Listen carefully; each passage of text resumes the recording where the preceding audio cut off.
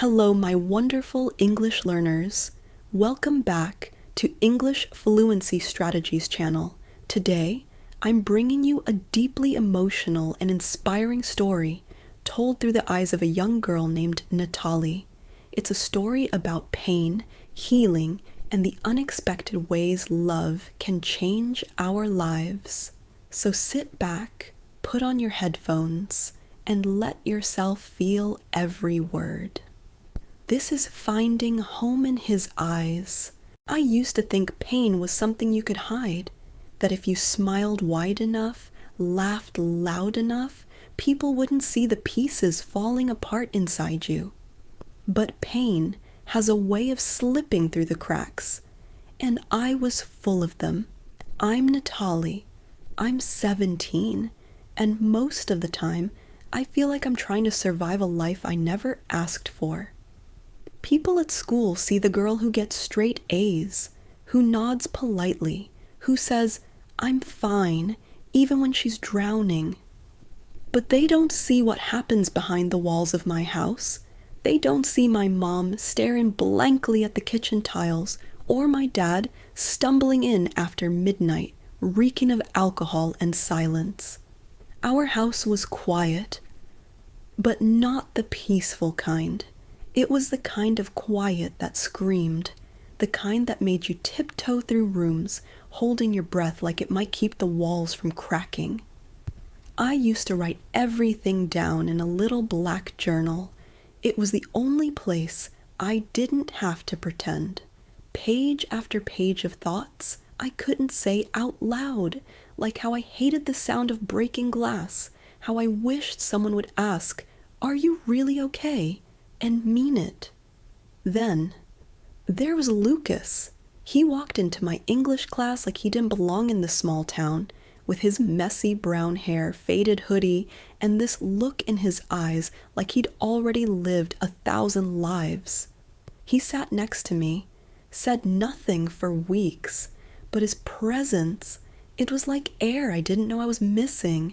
The first time he spoke to me, I dropped my notebook. He picked it up, handed it back, and said, "You write like you mean it."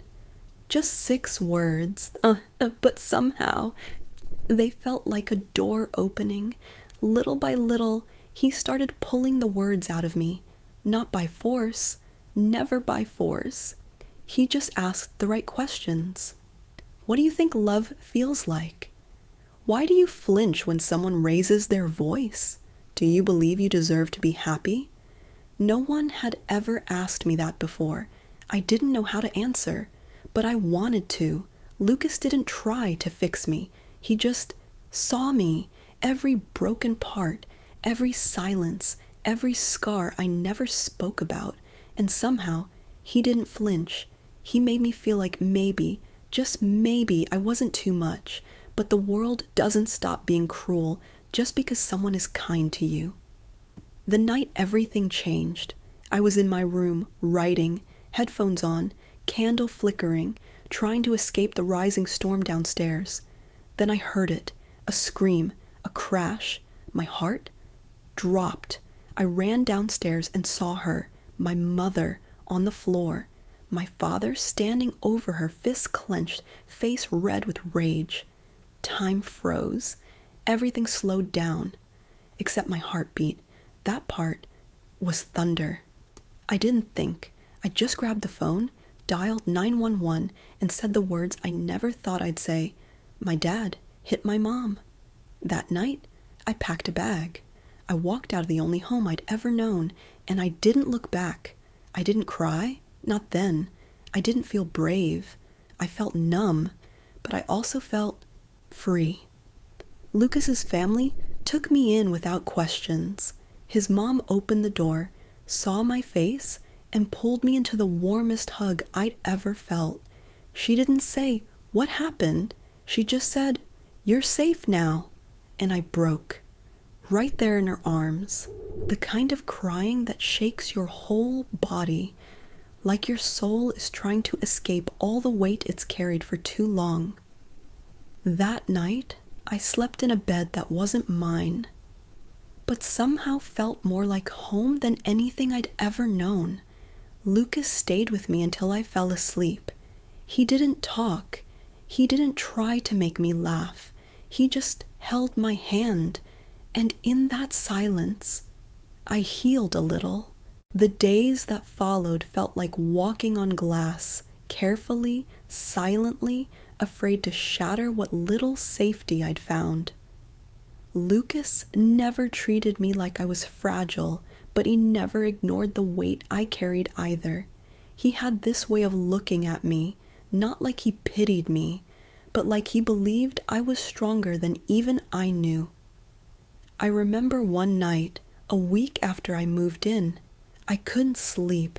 I kept hearing echoes of that scream, my mother's voice replaying in my mind like a broken record. I was sitting on the floor of the guest room, knees to my chest, staring out the window, and then soft footsteps. Lucas. He didn't say anything at first, just sat beside me. The room was dark, but the way he reached for my hand felt like light. "I'm here," he whispered. That was all it took. I crumbled. "I feel like I'm broken," I said, my voice cracking, like I'll never feel normal again. His response? "You're not broken, Nat. You're just healing, and healing isn't supposed to feel easy." That night, I didn't feel alone, and sometimes that's all we need to survive the storm, just one person who stays. Lucas's family became my sanctuary.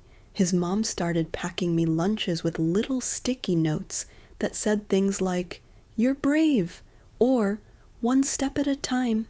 His dad taught me how to change a tire and told me, "You're not just a guest here, you're family."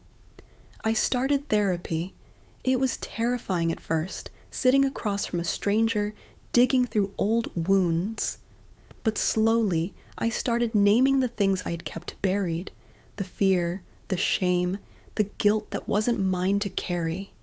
And in that naming, I began reclaiming pieces of myself. School became a place of quiet escape. I threw myself into books, essays, poetry. My English teacher once read one of my poems aloud. She said it was beautiful, but all I could think was, it came from pain. Is that still beautiful? Lucas said yes. He always said yes. Love didn't come all at once. It snuck up on me in the way he remembered how I took my tea, in how he never pressured me to talk, but always listened when I did, in how he would send me voice notes at midnight that said things like, "I know today was hard, but I'm proud of you for getting through it." He kissed me under the bleachers one rainy afternoon. It wasn't cinematic, it wasn't perfect, but it was real, and real is what I needed. My mother and I started writing letters. The first few were stiff, awkward. She told me she was in therapy too, that she was trying. I didn't know how to forgive her at first. I had spent years begging her to leave, to protect me, and now she was asking me to believe in her again. But slowly, letter by letter, she became human again, not a ghost of a mother I used to love, a real woman, flawed, hurting, trying. I visited her a few months later. She hugged me so tight I could barely breathe, and for the first time in years, I let her. She cried, I cried, and somehow, in that tangled mess of tears and apologies, we began again. Senior year ended in a blur of essays, college applications, and late-night panic attacks. But I made it. I stood on that stage, valedictorian. The microphone trembled in my hand, but my voice didn't. "This year," I said, "I learned that survival is not just about breathing. It's about choosing life even when it hurts. It's about letting people love you when you think you're unlovable. And it's about believing you can write a new chapter, no matter how your story began." I looked out at the crowd. Lucas was in the front row. When our eyes met, I didn't see pity. I saw pride, and I felt whole.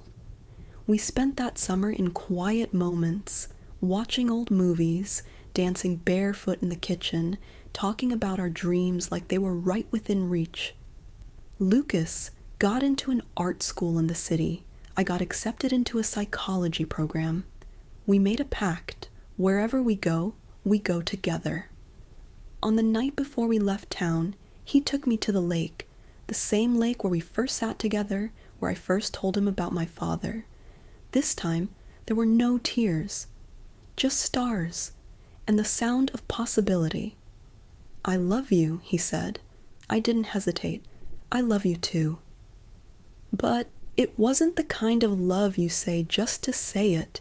It was the kind that grows in the ruins, that takes root in broken soil and still finds a way to bloom. Now, I'm 18. I live in a small apartment with creaky floors and too many books. I'm studying to become a trauma counselor because I know what it feels like to sit in silence, waiting for someone to see you. Lucas paints. His studio smells like coffee and paint thinner and hope. He says I'm his favorite subject.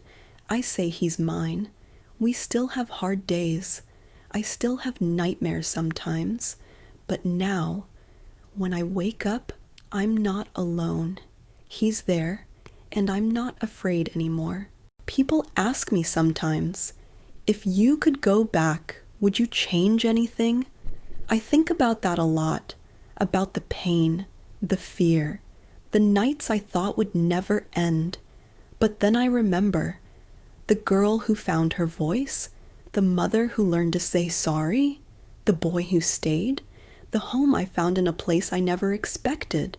And I realize, no, I wouldn't change a thing, because every scar brought me here, to this moment, to this life, to this love. And maybe it's not a fairy tale, but it's mine, and that makes it beautiful. If this story touched your heart even just a little, don't forget to like the video, leave a comment to share your thoughts, and subscribe to the channel for more stories that speak to your soul. Thank you for listening. Until next time, keep learning, keep feeling, and never stop believing in your own story.